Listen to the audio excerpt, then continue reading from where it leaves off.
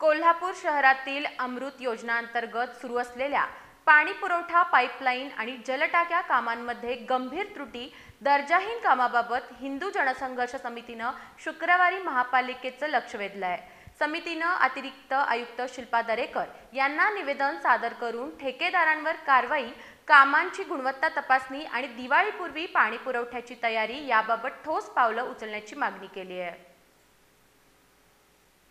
Atal mission for rejuvenation and urban transformation अर्थात अमृत योजना अंतर्गत कोल्हापूर शहरात जलटाक्या बांधणे आणि पाईपलाईनचं काम हाती घेतलं गेलं आहे।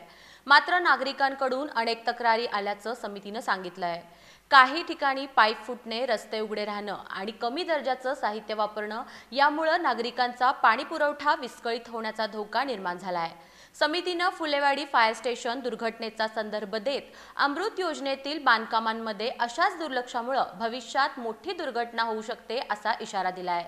त्यामुळे सर्व जलटाक्या आणि पाईपलाईन संरचनांची स्वतंत्र अभियंता समितीकडून तपासणी करून अहवाल सादर करावा असंही निवेदनात नमूद करण्यात आलं आहे। याशिवाय समितीनं ठेकेदारांची माहिती, करार क्रमांक, कामाचा कालावधी, देय रक्कम आणि आत्तापर्यंतची प्रगती सार्वजनिक करण्याची मागणी केली आहे। जर दर्जाहीन काम किंवा सुरक्षा नियमांचं उल्लंघन केल्याचं सिद्ध झालं तर संबंधित ठेकेदारांवर प्रशासकीय आणि कायदेशीर कारवाई करण्यात यावी असं स्पष्टपणे सांगितलं आहे। यावेळी हिंदू जनसंघर्ष समितीचे प्रमुख अभिजित पाटील, आनंदराव पवळ, कविराज कबुरे, राजेंद्र तोरसकर, संभाजी थोरवत, महेश पोवार, अजय सोनवणे यांच्यासह समितीचे पदाधिकारी आणि कार्यकर्ते उपस्थित होते।